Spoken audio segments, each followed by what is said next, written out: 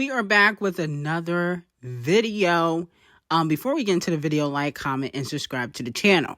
So it has been reported that despite Nicki Minaj not releasing any music, she is the highest streamed female rapper on Paolify. She also has moved up 4 spots on Paolify USA, while Cardi B, who has a new single that is top 10 on the Hot 100, has moved 5 spots down on Paolify, okay?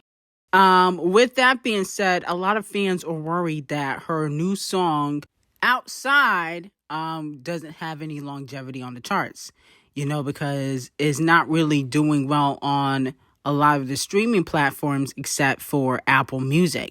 Now, here's the thing with Cardi B. I feel like the single, to me, and this was my original take. You can go back to my review. I said the single sounded dated.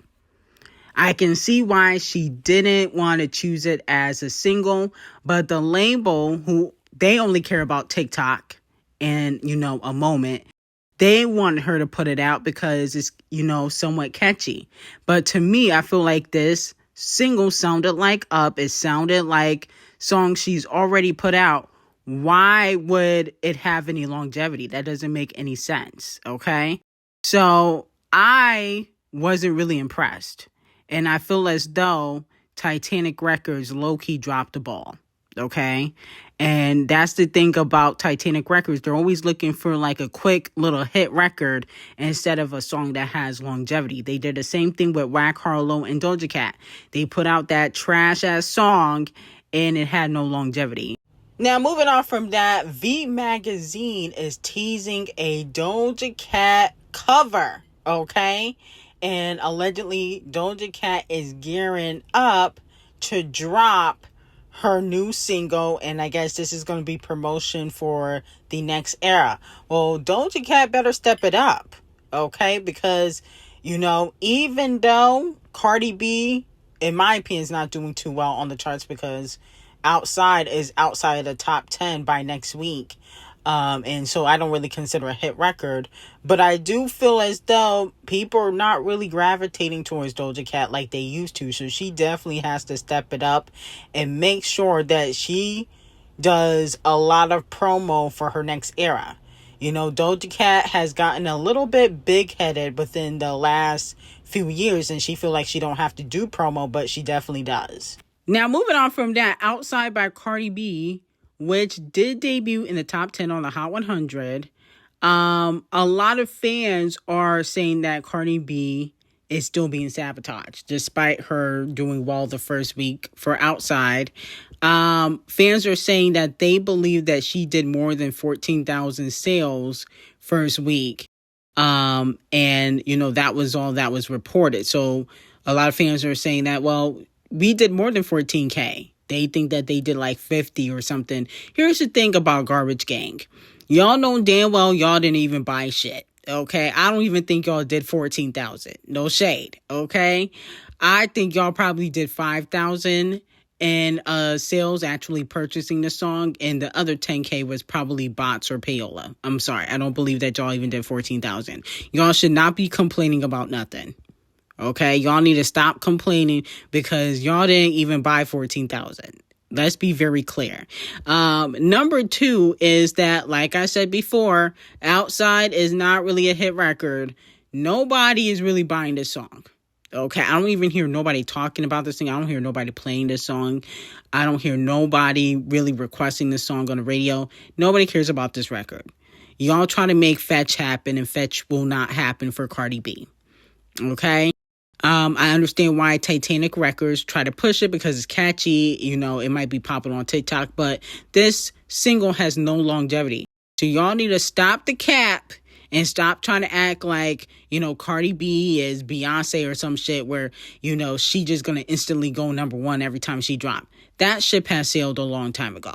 Okay, Cardi B's not that girl that she used to be, and she wasn't really that girl that back then either. It was the payola. Let's be very clear. Now, last week, Nicki Minaj exposed Devil Nation and Ddg+D. And with that being said, it has definitely caught Desiree Perez's daughter attention. which is interesting. And with that being said, she is basically making the people aware of the lawsuit Deseret has with her daughter. Okay. And her daughter has publicly shown support to Nicki Minaj, which is very interesting. Now, with that being said, Nicki Minaj was retweeting and reposting videos of the lawsuit. The lawsuit, if you did not know, is about Deseret, who is facing a series of legal allegations from her daughter, Demore Hadley, who has filed a lawsuit claiming Deseret used unlawful methods to have her falsely detained under the Florida's Baker Act and Marchman Act. Now, the Baker Act in Florida is the Florida Mental Health Act, which allows the involuntary examination and temporary detention up to 72 hours of individuals experiencing a mental health crisis, okay?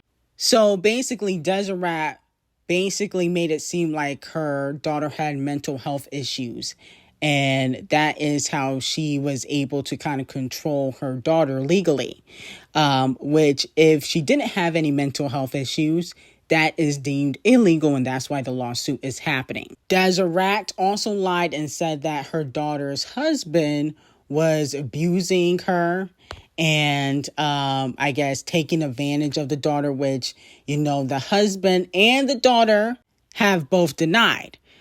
She also has publicly shown support to Nicki Minaj, which is also very interesting. Is it that Nicki Minaj is so invested in what's happening to you? So I know. I haven't spoken to her, by the way, so I'm going to put that on the record. I have not been in direct contact with her. Would love to.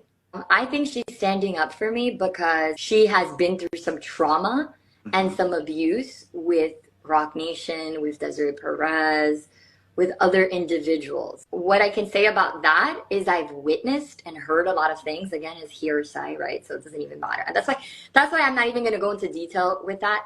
If I have the opportunity to speak with Nicki, would love to connect with her on that. I've kind of seen, just like you firsthand, how they've they've abused her. They've abused of her platform. They've abused of her talents. They've abused of her freedom of speech. They've abused her family. They've attacked her husband. They've attacked her child. And it's sad. It's really sad. Somebody so resourceful, talented, high profile as Nicki Minaj being targeted. It should really scare the American people. It should really scare you guys too, right? Because I'm the daughter. So it's like, at this point, if it's happening to me, I think she's really outspoken, and I'm grateful that she's being outspoken on it, because I think she's almost seeing it like, well, it happened to me, it's happening to her, let me speak up on it. Nobody is safe right now. And she's fed up. I think she's fed up because she's been through a lot. She even specified that everything that they're doing to you and that they have been doing to you, that they've been doing for years. She specified in her tweets talking about the way they were going in and manipulating her social media, shadow banning what she had to say, taking her stuff down. She even said that she's not releasing music this year because of all the efforts that allegedly Rock Nation has been doing to sabotage her. And even if you go back, her old manager, Deb, was offered $5 million to abandon her on tour and try to sabotage her entire tour. I think that Rock Nation has attacked her. I think that they have abused their influence and their power to tarnish Nicki Minaj's image. I mean, I heard, just like all of you, rumors that were going around that she was a drug addict. The Nicki Minaj that I grew up listening to and love and admire never in my life suspected had a drug addiction. So when that was circulating, I was like, well, where is that coming from? Now, with that being said, allegedly, Desiree's daughter is trying to get in contact with Onika Tanya Mirage to spill some tea. Do you think that Desiree's daughter and Nicki Minaj will be able to successfully take Devil Nation down? Now, moving on from that, fans have noticed that for the Cowboy Carter tour, and Queen Bee is almost done with the tour, that she has changed some of her outfits and is giving rock costumes that she's wearing on stage, which means she could be teasing Act 3 coming next year. Let me know how y'all feel about that. I really don't want a rock album from Queen Bee. I know she experimented with rock when she did Lemonade, but I just really want her to go back to R&B or pop. No shade. I'm tired of the experiments. I get it. This is why she's Queen Bee and she has the longevity that she does. But to me, I just feel like it's kind of unnecessary at this point. Now, moving on to Travis Scott and Pusha T. Travis Festival Killer Scott plays chess and decides to drop Jack Boys 2 July 11th, the same day as the Clip's new album. Now, if you guys remember, Pusha T dropped a song where he was dissing Travis because Travis did not play him and Pharrell Champagne Thickums Meltdown verse, where basically Champagne Thickums was dissing Pusha T. And, Travis played the Meltdown song without Champagne Thickums verse. A lot of people were speculating that that was strategic. So Pusha T dropped some bars on his head top. Now, in the song So Be It, Pusha T said, "You cried in front of me. You died in front of me. Calabasas took your B-word and your pride in front of me." Okay, talking about Kylie. Her Utopia had moved right up the street and her lip gloss was popping. She ain't need you to eat, okay? Now, I felt like those bars were a little bit mid. No shade. But let me know, who do you guys think is going to go number one if they both drop the same day? I got Travis, Unfortunately, with Pusha, he's not like a Kung Fu Kenny where he can make hit records and diss records. He only puts out diss records. He can't do a Luther. He can't do a TV Off. He can't do an All the Stars or a Loyalty. He doesn't make hit records like Kendrick Lamar does and then also diss people on them. He just straight up diss them. Travis, he makes hit records. Let's be very clear. He makes records for the radio. So I feel like Travis is going to go number one and outshine Pusha T. But what Pusha T can do, especially now that the Clips album is under Devil Nation, he can call up Camel Face and say, "Look, Travis, he's trying to sabotage me. Okay? I need you to fudge the numbers like he did with Lil Wayne's album." Okay. He fudged the numbers for Wayne's album. I think Pusha T, if he asked properly, he could ask Camel Face to sabotage Travis. Okay. Now, here's the thing. Camel Face got a lot going on. Okay. I don't even know if he really care about this Pusha T album. Let's be very clear. I don't think he really gives a fuck about the Clips putting out an album, even if he got a verse on the album, because, he got this case with his son. The DNA test is finna come out and, he might try to cover that up. Also, we got the Diddy verdict. So he might got a lot on his plate. He might not really care about the Clips album. But, I think Pusha T should try to ask if he can, fudge Travis numbers. Now, I'm not saying that it would be right, but I just think Travis is going to take this W. And then, Push is going to get dragged. I mean, you're going to get clowned. You did all this dissing. You couldn't even go number one. At least when Kung Fu Kenny does, he go number one. You couldn't even go number one. And you about 50. You've been doing this for like how many years? So that's the thing about Pusha. I feel like he needs to start making hit records and not diss records because it just seemed like his music come and go. Now, Halle Bailey was spotted out, on a yacht. Okay. With Kendrick Lamar's producer, Scott Bridgway, and allegedly that's her new man, okay? And a lot of fans feel like this was strategic, that, she was seen on a yacht with this man around the same time as Doodle Garbage and his new boo, India Dottie Love, who is an industry pass-around. They are in Italy, okay? And so a lot of fans feel like she called the paparazzi on herself and basically exposed her new relationship because he's in Italy trying to see Halo And he only has 2 days of visitation with Halo, or 3 days, from 9 a.m. to 6 p.m. So allegedly, people feel like this was a strategic move to kind of get underneath Doodle Garbage's skin while he's in Italy. Remember, he went off on Holly for allegedly seeing Brent Baez. Okay? Now, here's the thing. I personally think that, it could have been her trying to play chess and be strategic, but I don't really feel like it gagged alive like she thought she did, because to be quite honest, a lot of fans are actually dragging her. You see some fans bigging her up. I don't think that this is really much of an upgrade, in my opinion, but a lot of people are dragging her actually because they feel like her body is not looking good. That's what the fans are saying, not me. Now, I feel like, Holly deserves grace. She just had a baby.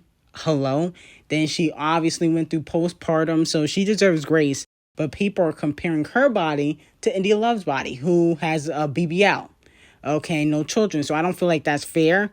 But I don't feel like she really gagged alive with this. Okay, it would only gag if you really upgrade. I don't feel like this was really much of an upgrade, because I feel like she might get into the same situation. Now, he is a producer, but it's not like he's Metro Boomin. Like, let's be very clear. He's not DJ Mustard.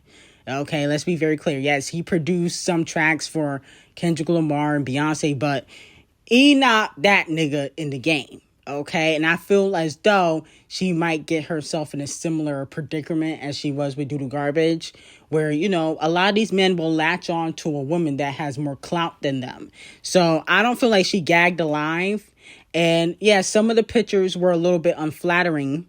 I'm not gonna lie, they were a little bit unflattering, but we got to show Holly grace because she did just have a child, but I just don't feel like she gagged alive with this one. I feel like it would only be gaggery if you come back with somebody like an A-list superstar, okay? Not some C-D-list producer, okay? And it's no shade, but he produces, but he's not that guy in the industry like that. I mean, he's not compared to the other A-list producers. I'm sure he makes good music.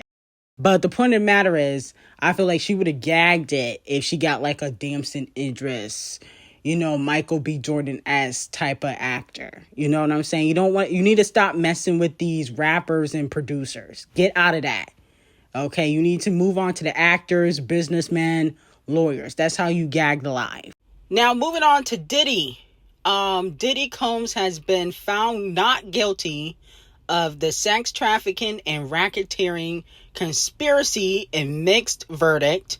He also was found not guilty in regards to the RICO charges that he had. And with that being said, he was found guilty of transportation to engage in prostitution. Okay. Am I shocked by this verdict? No. Okay. Because I told y'all that, well, viewers on my Patreon, y'all should know that this is not a shocking verdict if y'all was on my Patreon, because we discuss a lot about Diddy and what's going on behind the scenes there. Link is in description. But in regards to what I said a few weeks ago, and some of y'all were upset about it, but I always felt as though, during trial, it was given more leaning to abuse. And a lot of the witnesses that came forward, that's what it was giving, okay? He definitely abused Cassie and a lot of other people.